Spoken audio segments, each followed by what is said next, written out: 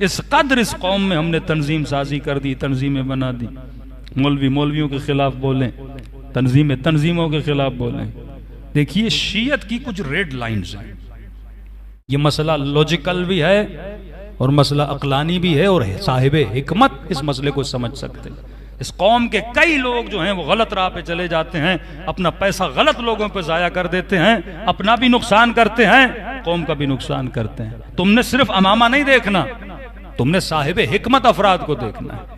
तुमने सिर्फ इल्म नहीं देखना, तुमने ये देखना है वो उस खत पर भी है कि नहीं है। जो खत हमारे बड़ों ने खींची थी, अगर वो उस खत पे नहीं है तो अपना भी नुकसान कर रहा है, मजहब और मकतब का भी नुकसान कर रहा है। कहीं दूसरा, इज्तिहाद के बाद विलायत फकीह का नजरिया। अब वली फकीह की इताअत तमाम पर वाजिब है। जब आगा खान की सुन सकते हैं तो हम विलायत फकीह क्यों नहीं सुन सकते? जब बोहरी अपने बोहरा की सुन सकते हैं तो तू विलायत फकीह क्यों नहीं सुन सकता? पावर को जब तक सेंट्रलाइज नहीं किया जाए कौमें तबाह हो जाती है। खुमैनी ने पावर को सेंट्रलाइज किया। आप इराक गए होंगे, मशी में देखा होगा इराकियों का क्या हाल है, लुबनान का क्या हाल है। ईरान ने तरक्की भी की, इन तमाम तर सैंक्शन के बावजूद कितनी तरक्की की है ईरान ने ना, सब कुछ किया, क्योंकि पावर वहां पे क्या हुआ, सेंट्रलाइज हुआ। जो कौमें अपने पावर को सेंट्रलाइज करती हैं वो कौमें कामयाब रहती हैं। पाकिस्तान में एक सिस्टम बना, तहरीक फ़िक़्ह निफ़ाज़ जाफरिया, क़ियादत का इंतखाब हुआ। क़ियादत को वेरीफाई कौन करता था? वली फ़कीह। शहीद हुसैनी की क़ियादत को किसने वेरीफाई किया? वली फ़कीह ने। हमें लेंथ और लाइन कहां से लेनी है? वली फ़कीह से लेनी है। दो सिस्टम है, अगर आप विलायत फ़कीह को नहीं मानते तो अपने अंदर एक उलमा का गुरु बनाओ जो क़ियादत का क्या करें, इंतखाब करें। जब तक पावर सेंट्रलाइज नहीं होगा शिया बिखरे रहेंगे। लोग ये समझते हैं आज मैं मौलवी होकर थोड़ा बहुत फेम मिल जाए, थोड़ा बहुत मशहूर हो जाऊं और मैं पाकिस्तान में ऐलान करूं भाई मैं नई तंजीम बना रहा हूं, आ जाओ एक नई क़ियादत का इब्तिदा करते हैं, एक नई तंजीम बनाते हैं, आ जाओ एक सियासी पार्टी बनाते हैं, इस मुल्क में कोई सीटें जीत देते हैं, तो वल्लाह यकीन जानिए कुछ खुफिया ताकतें मेरी मदद करेंगी। हाँ, मुझे 4-5 चीजें दिला देंगी, मेरे फेम को बढ़ाने के लिए कुछ करेंगी, क्योंकि वो शुरू से यही चाहते हैं जितने हम धड़ों में बटेंगे उतना आपका पावर क्या होगा, तकसीम होता जाएगा, आपकी एनर्जी क्या होगी, तकसीम होती जाएगी। ये बेचारा जवान जिसमें दीन का जज्बा मौजूद है, अगर मैं इसे तंजीमों में तकसीम कर दूंगा, अब तुमने सेंट्रलाइज पावर को क्या कर दिया, खत्म कर दिया। लाख आपके एतराज हुआ गए खामनेई पर, लेकिन वहां के उलमा ने कहा कि हमारे लाख एतराज हो सकते हैं उनके किसी फतवा पर, उनके किसी फैसले पर। फर्ज से इख्तिलाफ रखो, सिस्टम के दुश्मन न बनो, क्योंकि अगर सिस्टम है तो फिक्र है, सिस्टम है तो कौम बाकी है। हमारे पाकिस्तान में सबसे बड़ी गलती जो मौलवियों ने की वो सिस्टम के दुश्मन बने। आपका इख्तिलाफ किसी फर्द से था, आपने सिस्टम को क्यों खत्म किया? आपका इख्तिलाफ अपने मुल्क की क़यादत से था, आपने सिस्टम को क्यों खत्म किया? जब सिस्टम तबाह हुआ तो कई लोगों ने नए नए सिस्टम बनाए। ये मुकाफात अमल है।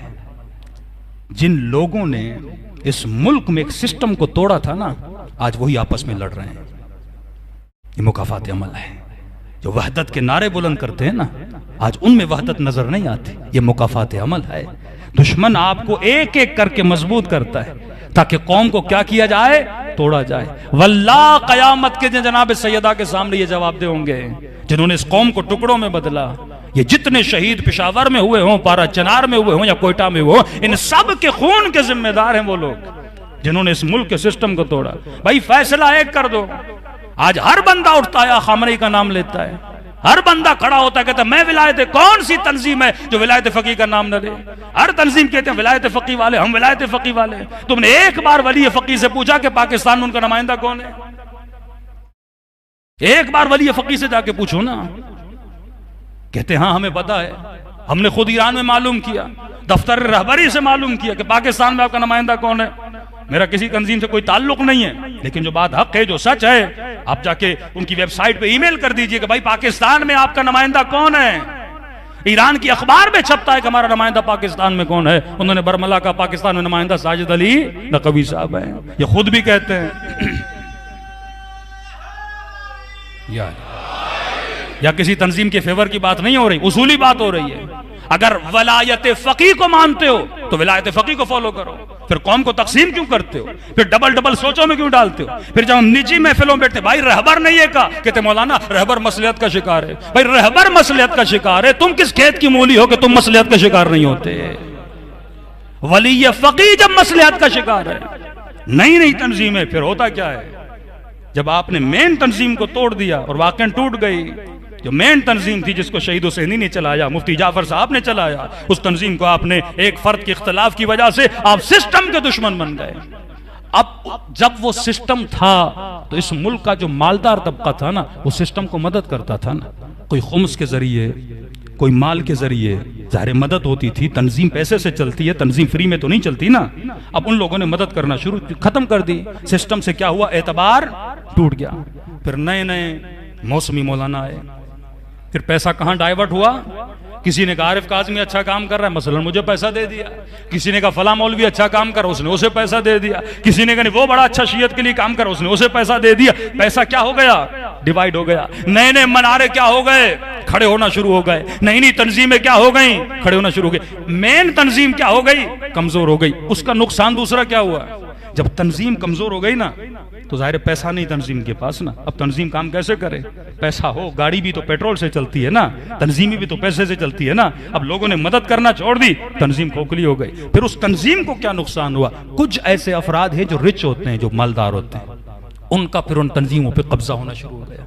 अब ज़ाहिर तंजीम पैसे से चले, एक बंदा मालदार है, उसी का पैसा पूरी तंजीम में चलेगा। उसने तंजीम को क्या कर लिया, हाईजैक कर लिया। यानी हमने पूरे सिस्टम को क्या कर दिया, तबाह बर्बाद कर दिया। ये अक्ल से फैसला करना है। या बरमला के कौम के सामने बोलो मैं विलायत फकी का मानने वाला नहीं हूं। अगर वली या फकी के मानने वाले हो तो रहबर का अटल फैसला है, पाकिस्तान में एक ही तंजीम चलेगी और एक ही क़यादत चलेगी। अगर रहबर के मानने वाले हो, आज अल्लाह करे इस मुल्क के जो शिया मौलवी हैं उनके अंदर ये अक्ल आ जाए। जो फैसला मुक्तदा सदर ने इराक में किया, पूरी कौम से उसने खत लिख के माजरत मांगी कि मैंने आज जो फैसले किए कौम के नुकसान में किए, मैं सारे फैसलों को वापस लेता हूं और सियासत से अपने पांव को पीछे खींचता हूं। अगर गैरत मिल्ली होगी ना, ये भी एक खत लिख देंगे कौम के नाम कि हमने आज तक 20-25 सालों में इस कौम के साथ जो किया गलत किया। आज हम एक टेबल पे बैठेंगे और रहबर के कहने पर, जो रहबर कहें, जिसे वो कहें, हम उसे मानेंगे। वल्लाह इस कौम में अगर एक क़यादत आ जाए ना, आप शियत का वकार देखिएगा, आप शियत की ताकत देखिएगा। मासूम फरमाते हैं वअतसिमू बिहब्लिल्लाह जमीआ,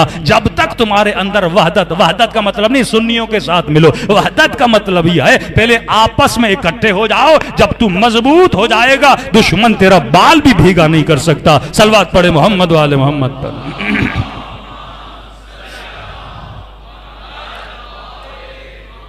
मुकाफात अमल है, यह मुकाफात अमल है।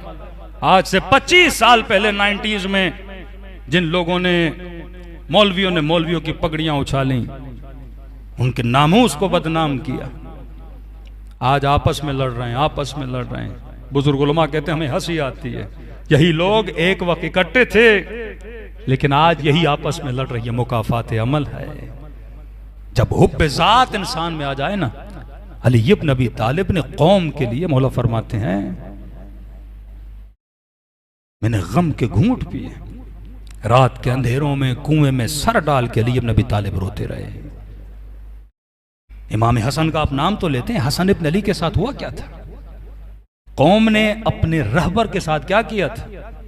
कहीं वो हालत तो हम अपने मुल्क में नहीं कर रहे, जब कौम के बच्चे बच्चे को बदतमीज बना दिया जाए। सबसे पहले उलमा के खिलाफ हर्ज आराई इस आलिम तबके ने की कि मौलवी जब मौलवी के खिलाफ जबान बोलता है, ये हसद जो एक मौलवी को मौलवी से होता है कि मतलब मैं कौम का कायद रहूं तो ठीक है, कौम सही है, कोई और कायद रहे तो कौम सही नहीं चलेगी। ये हसद, ये बुग़्ज़, इताअत पाकिस्तान में कम है। ईरानी कौम में कम अज कम, मैं नहीं कहता पूरी कौम में इताअत है, लेकिन कम अज कम ईरान में 10 मिलियन 12 मिलियन ऐसे लोग हैं जो रहबर पे जान देने के लिए तैयार है। और वल्ला ईरान इसी 10-12 मिलियन की वजह से चल रहा है, और न वहां भी अक्सरियत बेदीन लोगों की है, लेकिन ये 12 मिलियन 15 मिलियन ईरान में ऐसे हैं जो अपने रहबर की इताअत करते हैं। कौमों में जब इताअत आती है, इताअत न हो तो अली भी जीती हुई जंग हार जाते हैं। अली जैसा इमाम, जंग सिफीन जीती हुई जंग थी ना, जब तू फितनों का शिकार हो जाए। कई ऐसी बातें हैं जो मिंबर से करने की नहीं है, हमारे बच्चों को नहीं पता 90s में क्या हुआ इस मुल्क के साथ। वो जुल्म हुआ जो दास्तान बंदा यहां से बयान करे तो खून के आंसू रोना चाहिए कि हमने बनी बनाई तंजीम को किस तरह तबाह कर दिया, बने बनाए सिस्टम को हमने तबाह कर दिया। और मुनाफिकत इतनी कि हम रहबर का नाम इस्तेमाल करते रहे, वली फकी का नाम बदनाम करते रहे। उनकी वेबसाइट मौजूद है, उनका दफ्तर मौजूद है, जाकर पूछ लो कि रहबर का क्या हुक्म है, पाकिस्तान में नुमाइंदगी किसने करनी है। जब तक फिक्र इंसान की बेदार ना हो जाए ना, हिजबुल्लाह लुबनान क्यों कामयाब है? एक हसन नसरुल्लाह के पीछे बात खत्म हो गई। रहबर ने तायद दी हसन नसरुल्लाह, अब जो भी है उनके पीछे चलना है। इताअत तुम्हारा काम नहीं कि तुम उंगलियां उठाओ। कई मौलवी हैं जो ईरान में खामनेई पे उंगलियां उठाते हैं, ये इनका फैसला सही नहीं, वो उनका फैसला। भाई तुम कौन होते हो? नीचे तंजीम उलमा की बैठी है, अगर अदालत साकित हो जाएगी और रहबरियत को चेंज कर देंगे। सिस्टम ऐसे नहीं चलता कि हर बंदा उठे सिस्टम के खिलाफ उठे।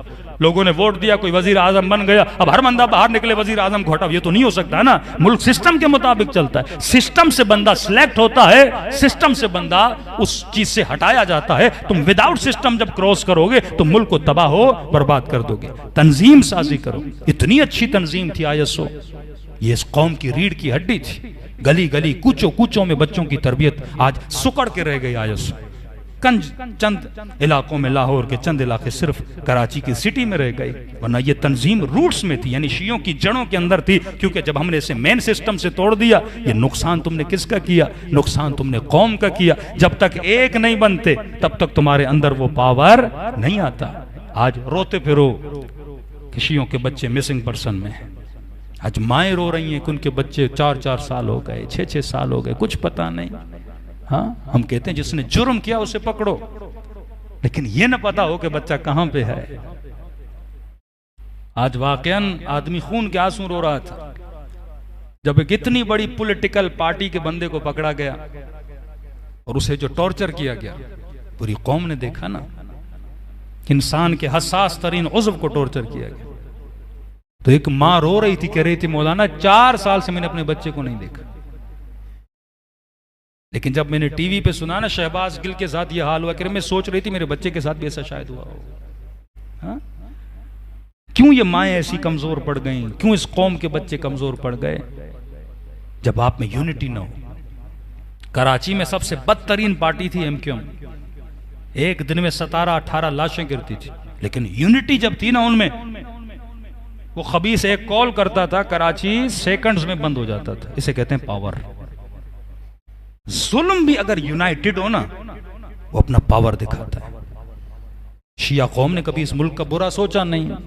जाने हमने दी हैं इस मुल्क में, जितना जुल्म हुआ हमने कभी ये नहीं कहा हम बदला लेंगे, हम भी जाने लेंगे, नहीं, हमेशा वफादारी का इजहार किया। लेकिन फिर भी अगर आप में यूनिटी ना हो, अगर आप में यूनिटी हो, मुल्क का भी फायदा है, कौम का भी फायदा है। नहीं मिलेगा जब कौम को तोड़ा जाता है, जब मुख्तलिफ क़ियादतों में बांटा जाता है। लाख क़ियादतें बना दो, कौम कभी निजात नहीं पाएगी जब तक एक क़ियादत के नीचे जमा नहीं होते। सलवात पढ़े मोहम्मद व आले मोहम्मद।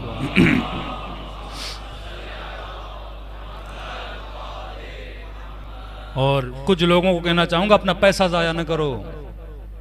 नए नए मौलवी जो मौसमी निकलते हैं उनके ऊपर पैसा जाया ना किया करो। सिस्टम को मदद करो, फर्द को नहीं। आपने एक आदमी को बड़ी मदद की, उसने बड़ा सिस्टम खड़ा कर दिया, वो मर जाएगा तो क्या होगा? अफराद जब चीजों को चलाते हैं ना, उनके मरने के बाद सब चीजें क्या हो जाती हैं? ठप हो जाती हैं। लेकिन जब आपके पास सिस्टम हो ना, तो सिस्टम को फर्द नहीं चलाता, सिस्टम खुद चलता है। मसलन आगा खान जिंदा हो ना हो, उसकी आगा खान यूनिवर्सिटी तो चलती रहेगी ना, उसने सिस्टम बना दिया ना। विलायत फकी सिस्टम का नाम है ना। आगा खामनेई हो या ना हो, सिस्टम बाकी रहेगा ना। हाँ, फर्द आता है अपनी आदतों की वजह से सिस्टम को और क्या करता है? फर्दर मजबूत करता है। आप फर्द को मदद करोगे, फर्द जैसे मरा वो चीजें खत्म हो जाती हैं। सिस्टम बनाओ, सिस्टम को मदद करो। स्कूल्स बनाओ, स्कूल एक सिस्टम है, आजादारी एक सिस्टम है। यानी ऐसा काम करके जाओ जो सिर्फ आप पे डिपेंडेंट ना हो, किसी फर्द पे डिपेंडेंट ना हो। आप एक सिस्टम को क्रिएट करो और ऑलरेडी जो सिस्टम बने हुए हैं उन सिस्टमों की मदद करो। अपना पैसा जाया न करो। सलवात पढ़े मोहम्मद व आले मोहम्मद।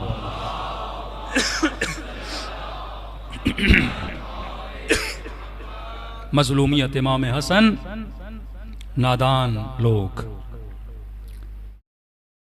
वो जुमले इमाम हसन को बोलते थे, अलियाज़ बिल्लाह, ऐ मोमिनों को जलील करने वाले, मुज़िल्लल मोमिनीन, हसन इब्न अली को नादान लोग थे।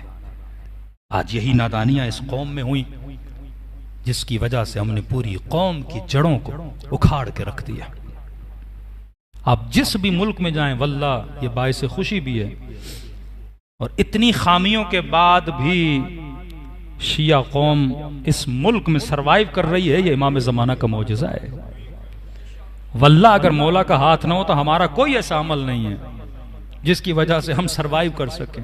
जितने हमले हमारे ऊपर हुए, ज़िया के ज़माने से लेकर अब तक, गोलियों से मारा, बमों से मारा, गर्दनों को काटा, टांगों को टुकड़े टुकड़े करके काटा, वो जुल्म किए कि जिसकी मिसाल नहीं मिलती इस कौम, शिया कौम पे जितना जुल्म हुआ। लेकिन अब तक आप सरवाइव कर रहे हो, इमाम ज़माना की दुआ है। लेकिन अगर थोड़ा अमल आ जाए ना, लेंथ इन लाइन पकड़ लो, फिर देखो खुदा कितनी कुव्वत देता है। और इमेज आप क्या दोते, जो मकतबे इल्म के मानने वाले हैं उन पर लाजिम था मुआशरे में इल्म को बांटे ना। हमने इल्म नहीं बांटा, सिर्फ गालम गलोच, सिर्फ जलसों की हद तक, सिर्फ सेमिनार की हद तक। सिर्फ ये था कोई बंदा शहीद हो जाए हम उसकी तस्वीर लगा दे, आज इस शहीद का सेमिनार है, आज मकतबे कासिम सुलेमानी का सेमिनार। भाई तुमने मकतबे कासिम सुलेमानी को समझा कब है?